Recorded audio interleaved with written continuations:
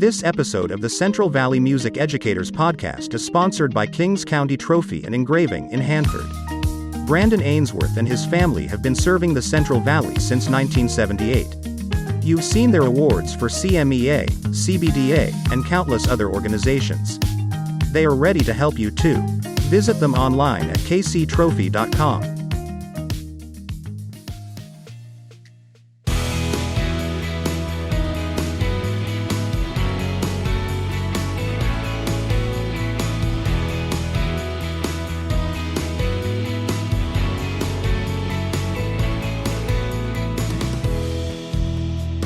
Welcome to the second season of the Central Valley Music Educators Podcast. I'm your host, Rob Bentley. Joining us today will be Russ Sperling with an update about Proposition 28 on the November ballot. Be sure to follow the podcast on Apple, Spotify, Amazon, or wherever you download your favorite shows. You can always stop by our website at cvmepodcast.com and listen as well. Russ Sperling is Director of Visual and Performing Arts for the San Diego Unified School District. He is responsible for all components of arts education in California's second largest school district. Mr. Sperling has served as Western Division President of the National Association for Music Education and also President of the California Music Educators Association. Welcome to the show, Russ. We know Tuesday, November 8th is a big day for Californians. We finally have a proposition on the ballot that can really change the direction of visual and performing arts education in our state. Can you tell us about Proposition 28 and why it's so important for educators to help get the word out? Absolutely. Prop 28 is the most meaningful piece of legislation in California in my 32 years of being in arts education. It is going to have an impact for our students in dance, theater, musical art, music that we've never seen. I don't know about you, but in 1978, when Prop 13 passed, all of a sudden music education went away at my school. I was in elementary school. I grew up in California, and it was never the same. And I remember getting, finally to middle school and being able to take an instrument, but I had the sense that it wasn't as supported as it had been. And then I got to high school, and I would just hear the sort of the complaints about, well, we have to raise all this money just to go on field trips or whatever it might have been. It's just been that way, and we just haven't had the robust arts education that we think that our students in California deserve. And here we are, a state with an immense creative economy. We have the entertainment capital of the world. And we have not been educating our students in arts education as we could. Now, that's not to discount any of the work that any of us have been doing in our careers. We've been digging in, and a lot of us have been going above and beyond and making things happen for students. And we have amazing programs, but unfortunately, there's an inequity. We know that not every student has access to music and arts education in California. In fact, the Prop 28 folks have said that really it's only 1 out of 5, especially elementary kids, that have access to arts and music education. And that's just not acceptable in California. That shouldn't be acceptable to any of us. So what this proposition does is it takes, and this is sort of in the weeds, but I think it's important for people to understand that, first of all, if the voters approve this will go on forever. Like, it doesn't stop. It's money that will come into our school budgets every single year. And the only reason it would stop is if it went back to the people for a vote, for them to stop it. And I think that'd be sort of hard to imagine that if the people vote for it this November, that they would ever vote against it later to get rid of it. So that's why this is such a critical moment. And it's probably our one shot, right? This is the moment. We have to do it right now. So we all have to step up. Sort of how it works is, in state finance, ever since the late 80s, we've had Prop 98. We've all heard, all of us who are in education, we know about Prop 98. The Prop 98 guarantee, about 40% of the state's overall budget goes to K-14 education. And whatever that dollar amount is. Now, let's just say that it's $100 billion. Okay, so that's a number.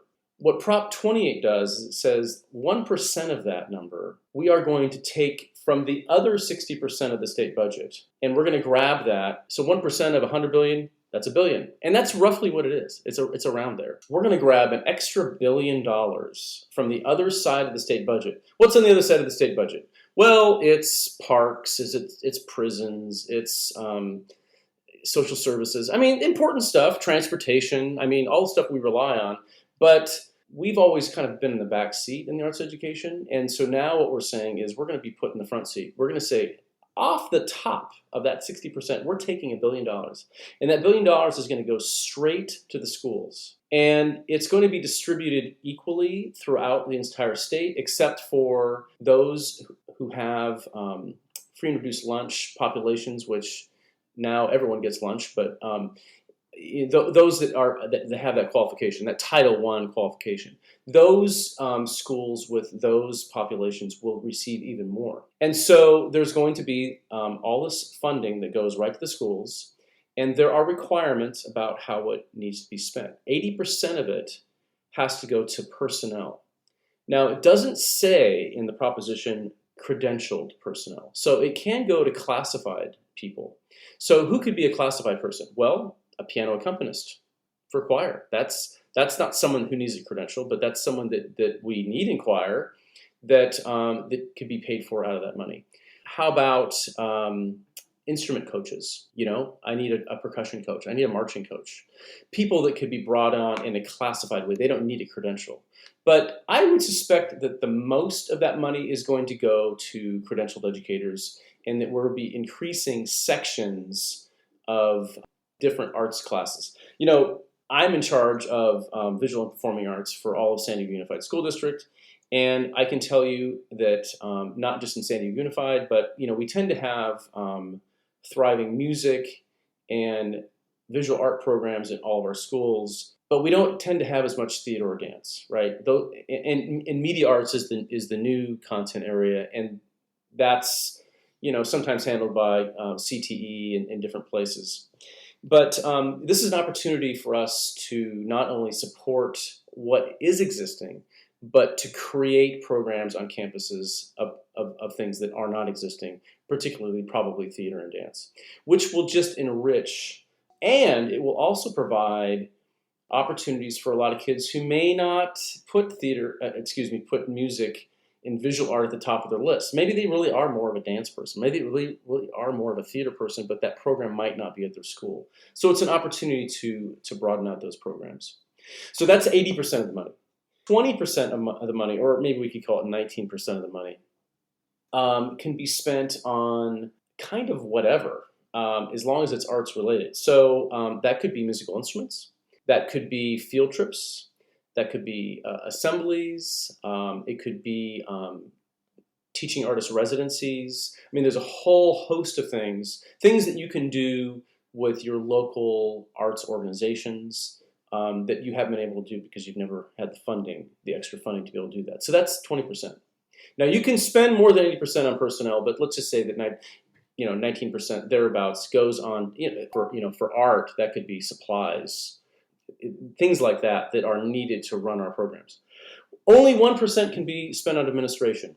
And you can pretty much guarantee that most districts are going to take that 1% off the top because there's going to be some administrative costs in dealing with this, and we can expect that that'll happen. But 1% is really not much. There are strong accountability provisions in this proposition that there will have to be reporting. And part of that reporting is that schools will have to say that we are not supplanting programs that are already there. So, sometimes we know principals can be very creative. And so they can kind of play that shell game like, oh, well, I'm paying for this music teacher here, but, maybe if I had Prop 28 pay for that music teacher here, I could get an extra football coach, right? I'm just making things up. But that's not allowed. You can't supplant. Whatever is in existence stays, and Prop 28 adds. So it's a super exciting thing. I don't have the best sense of what does $1 billion mean for my school. I think that a lot of us are trying to kind of ask our finance departments what does that mean. But I think for most elementary schools in the state, it's going to mean at least half of a teacher, if not a full teacher, depending on the size of the school.